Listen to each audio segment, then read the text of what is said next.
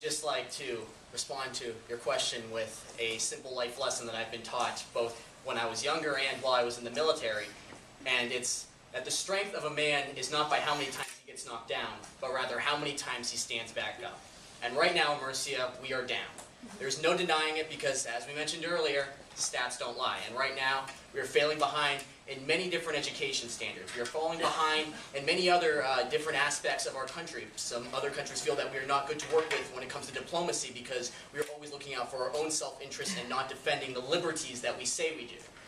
And that's why I tell the rest of the world that is watching us today that moving forward, Murcia will continue to move back up. We are not going to stay down. We are going to move forward stronger than we ever have before. We are going to fix the issues that we have here at home, and abroad we are going to be a shining example for everybody who wants to believe in democracy and every single liberty that we have as citizens of this great nation. Thank you. Laid out in my plan, I believe that Israel is an important ally to Murcia, and Prime Minister Netanyahu is a good friend of mine. We work together on the Foreign Relations Committee. A nuclear Iran would not only mean a nuclear Iran, it could possibly mean a nuclear Syria and a nuclear Pakistan, as they already have nuclear weapons, work more closely with a country that has supported al-Qaeda in the past. As I stated, a military option should be the last option on the president's desk, and I do believe that diplomacy and sanctions will work. You can never take military action off the table, and if Iran made it clear that they were about to strike Israel or did strike Israel, our military would rush to help Israel as in any way we could. Determined to take military action against Iran to prevent a nuclear weapon. Would Murcia need to support that action? I would like to say that we would like to take a hands-off approach in this situation. A conflict with other countries is not our concern until it directly is a threat to us. And until we have a threat that directly involves us, we do not want to get involved in this conflict at all. Okay, thank you, Mr. Rose. That you would wait until an atomic bomb is dropped on Murcia before military action would be launched. I have the exact opposite opinion of that. As Senator Diaz said, Israel is one of our strongest allies in the region, and as such we need to support them. However, I don't believe that we would be in a position where Israel would take military action separate from the knowledge of Murcia. As they are one of our closest allies, I would, if elected, work with them to monitor the situation, and as my as the other candidates have said, military action should be on the table. It should never be the first option. Okay. Congresswoman Ray, do you want to respond? Yeah, I do.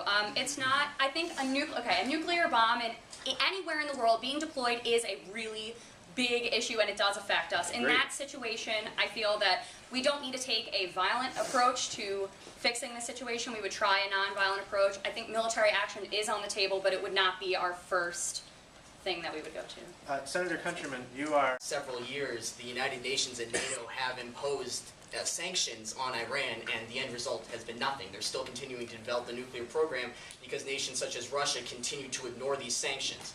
We need to understand that certain countries are making decisions, and we have to just simply understand that if that's the choice that they're going to make, then we have to respond accordingly. I think one of the most important things that we have is our strategic allies around the globe, of which Israel is one. If they were to take independent action, that is one thing where I think we would have to step in and talk with them and say, no, diplomacy must be our ultimate goal. Our goal should never be nuclear war or war of any sort. We don't need any more lives lost in the Middle East. We've been down that road before. However, we would support fully Israel, especially in any diplomatic efforts that they make. We would absolutely fully support Israel along the way. I think Iran is a potential threat, and they need to be monitored very closely. Anybody who potentially threatens the lives of Murcians needs to have high alert on. Extremely lightly in this situation, and I think something that's been overlooked in the past couple of comments is the Iranian economy. It's extremely dependent on foreign imports, foreign investment, foreign credit. So I think if we have a conversation with our friends in Europe, many of whom are trading partners with Iran, we can come to an agreement that will send a clear message to Iran that we stand with our allies and that we'll be able to cripple their economy should they not cooperate.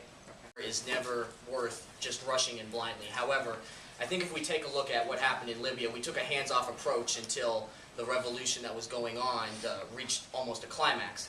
And the end result is that we now have one ambassador dead and 3 other Americans dead in a very, very obvious terrorist attack.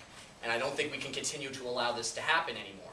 We need to understand that the Middle East is not the same Middle East that our forefathers used to see back in the 80s when the Cold War was going on. It's a much different place, and the connections between each country are much more intricate than we could ever understand. And therefore, if elected president, I would encourage the United States military to work more on discovering intelligence on how these nations work, how exactly an attack on Libya or Syria or on a nuclear Iran would affect the rest of the nation so that we can better handle any kinds of military conflict that would embark if any of the nations were to gain nuclear materials. Okay. I think if we step down and we don't continue to enforce the sanctions and the trade embargoes, et cetera, as we have been, it'll send a message to the rest of the world that we're a little bit weak. And I think we need to stand our ground when it comes to the sanctions. I'm not saying that we're going to stop the sanctions. I'm simply saying that they've been tremendously ineffective, and that if Iran is, as the Israeli president or prime minister said, then we have to understand, or if Iran is going nuclear, we cannot just sit back and wait any longer. The sanctions have not been working. The country has continued to develop their nuclear weapons, and they don't really care about whether or not their economy is crippling. They are run under a dictator, and therefore he only cares about himself and what's best for him and his government officials. So therefore, I think that it's best for the interests of Mercia if we work to defend ourselves before we are attacked. Yes, if anyone would like to read the full statement, it is available on our website. If there's any issues going on, I will be happy to answer them after this debate. However, when we look forward to the issue of having military experience, I think it is a tremendous help in understanding that the military is one of those unique powers that comes with being president of Mercia. It is not something to tread lightly upon, and in past, presidents such as FDR have had to deal with world-altering decisions with that power. And therefore, I think that with a military background, it does help me understand not only the cost of war, but the overall impact that we see on the ground when it comes to ensuring that there are adequate supplies. However, it's also important that we realize that there is a life after the military, and that we aid those veterans who return home, which is why I'm a big proponent of the GI Bill and ensuring that veterans are able to go and matriculate into different colleges and gain the education necessary.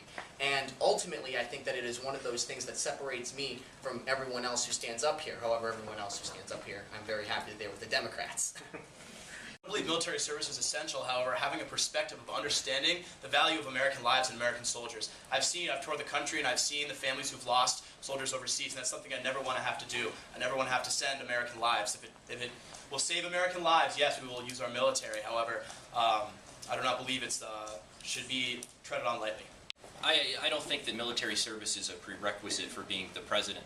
I think the president's most important decisions will happen if I decide to put our soldiers in harm's way, and those decisions are not taken lightly, but I don't think you have to be a part of a chain of command to understand the challenges our military faces.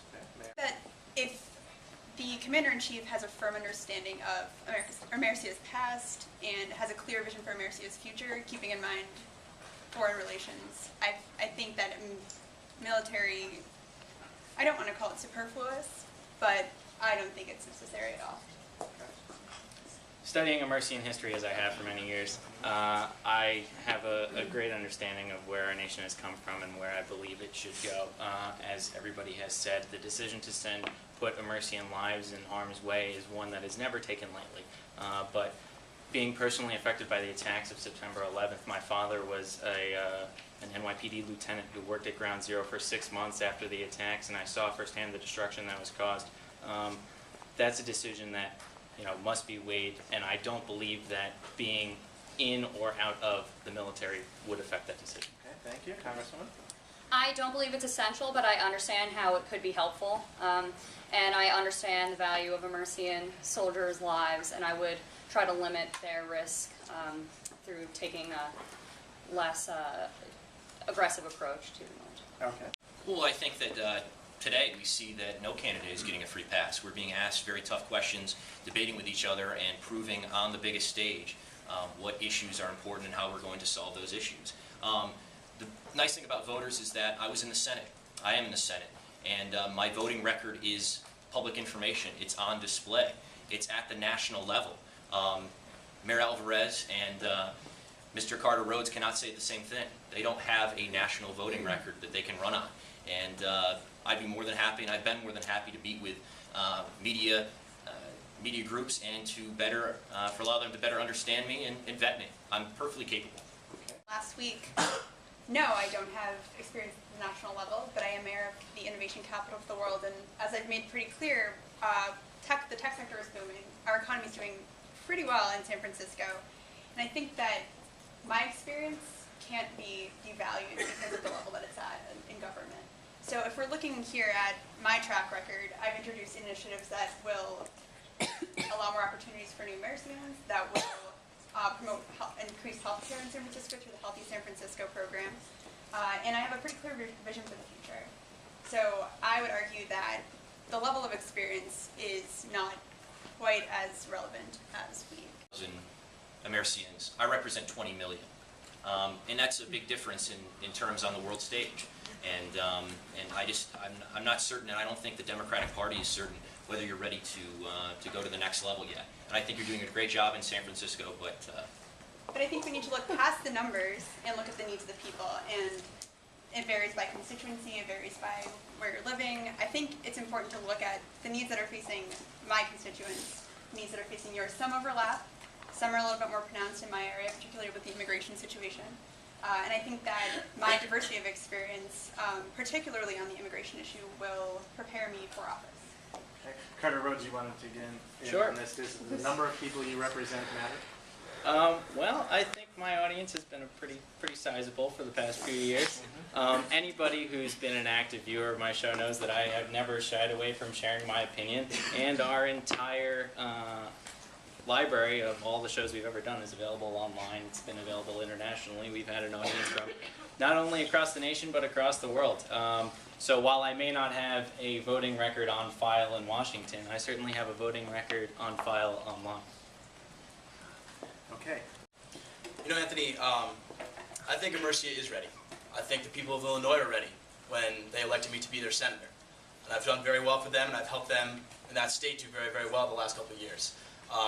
I think that my sexuality will only be used as more of a flame-throwing instrument throughout this election. I don't see how it casts anything about my leadership capability, my foreign policy experience, my domestic experience, and the policies which I've supported throughout my time in the Senate. I think that my sexuality is something that's personal to me. To me, I'm a stronger person because of my sexuality, because of my partner, just as my fellow candidates here are probably stronger because of their spouses. I see it as something that Mercia, I think, is ready to get over and look past such cursory things as my sexuality towards someone who can actually lead the country and someone who can lead the country with passion, with vigor, and put us in a better place for Mercia. Thank you. I don't believe Mr. Countryman supports gay marriage. You're for civil unions. I am for civil unions. I do believe That's not gay marriage. It's different. Senator, if you don't mind, I will ask the questions during this debate. But I do think it's important that Senator Countryman get a chance to respond. No, I completely understand where the Democratic Party is coming from, but I am not going to stand here and tell you that I am going to follow everything that the Democratic Party tells me to do. I don't believe that everything the Democratic Party stands for when it comes to issues such as the economy or, in this issue, gay marriage, are necessarily important to or will necessarily be successful. I do believe that civil unions are allowed, but I have been very clear about it that I believe that marriage is a religious issue, and that it says very clearly in the Constitution that we are supposed to have a separation of church and state. And therefore, as president, I am not going to touch the issue of gay marriage because I believe that is something for the Supreme Court to handle, which it will handle in its next upcoming cycle, and I will respect the decision of the Supreme Court. However, I, as president, am not going to try to do anything upon this issue. Okay, thank you very much, Senator.